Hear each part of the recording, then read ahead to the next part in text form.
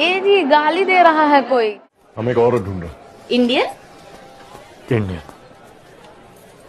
Sir आपके size की मिलेगी नहीं यहाँ। आप एक काम करो, आगे से जो है राइट ले ले। बस बस अबे ए जी गाली दे रहा है कोई। अरे क्या बोल रहा है? अब ये 2.5 मन का ट्रक किसको बोल रहे हैं?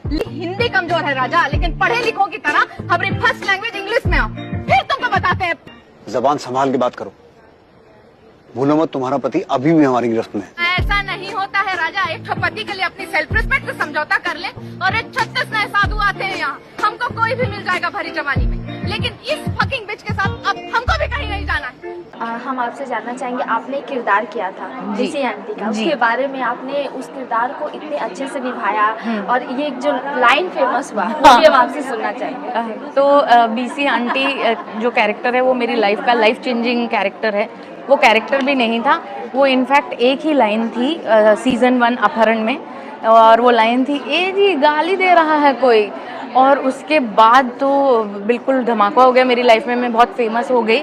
और वो लाइन का श्रेय जाता है हमारे लेखक थे वरुण वडोला जी, उन्होंने लिखी थी और उन्होंने मुझे कहा था जितना क्यूटली इसको बोलोगे ना उतना ये इम्पैक्टफुल रहेगा, और रिजल्ट आपके सामने है। जब वो आपने लाइन कही तो आप जब वो किरदार के बारे में सुनी तो आपको मन में क्या आया, क्योंकि इस तरह से किरदार पर्दे पर लाना काफ़ी रिस्की था। हाँ बिल्कुल रिस्की था। घर वाले खुद बोल रहे थे ये क्या गाली वाली आपके साथ अटैच हो रही है, लेकिन मुझे लगा ऐसे बहुत सारी महिलाएं हैं जो गाली सुन के ना रिएक्ट करेंगी कि अरे ये क्या बोल दिया, और उनसे पूछोगे क्या बोला तो वो रिपीट भी कर देंगे। इतनी भोली भाली एक लेडी का कैरेक्टर था, तो मुझे वो करते हुए भी बड़ा मज़ा आया।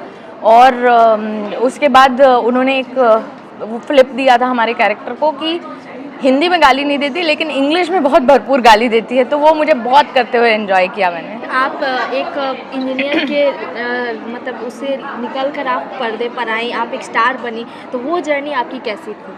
देखिए बहुत ही इंटरेस्टिंग जर्नी है, और वो मैं डिटेल में जाऊंगी तो बहुत लंबी कहानी हो जाएगी। बट ये कहना चाहूँगी कि मुझे जो भी मौके मिले, भले वो पर्दे के पीछे रह के काम करने के हों विद एकता मैम या फिर संजय सर, संजय लीला भंसाली, तो ये सारा कुछ पॉसिबल हो पाया। और पर्दे के सामने भी लोगों ने इतना प्यार दिया, वो इसलिए पॉसिबल हो पाया क्योंकि मैं मेहनत में कमी नहीं रखती। मैं रोज़ उठ के अपने ऊपर ऐसे ही मेहनत करती हूँ, और मैं ये बिलीव करती हूँ कि शायद I am not good enough yet, तो तैयारी हमेशा और बेहतर और बेहतर और बेहतर की रहती है। इसीलिए वो अपॉर्चुनिटी सही टाइम पे मुझे मिलती हैं और मैं उनको पूरी तरह से निचोड़ पाती हूँ। आप एक्टर भी हैं, डायरेक्टर भी हैं, इन्फ्लुएंसर भी हैं। सबसे प्यारा किरदार, आपका फेवरेट किरदार कौन सा? मेरा सबसे फेवरेट किरदार जो मैं अपने लाइफ में एक्टर, डायरेक्टर, प्रोड्यूसर सब कुछ मैं करती हूँ, लेकिन मेरा फेवरेट कैरेक्टर है बीइंग स्नेहिल। और मैं अपने आप को खोती नहीं हूँ, और बीच में कभी कभी ऐसा होता है बहुत प्यार मिलता है तो आपके अंदर थोड़ी सी घमंड आ जाता है, तो वो भी होता है, वो नॉर्मल है, ह्यूमन नेचर है। लेकिन वो सब भुला के मैं कोर पे जाती हूँ कि कोर में मैं एक अच्छी इंसान हूँ, मुझे लोगों से मिलना अच्छा लगता है, बातें करना अच्छा लगता है, तो वो अपनी ऑथेंटिसिटी ना खोना इज़ माई फेवरेट थिंग।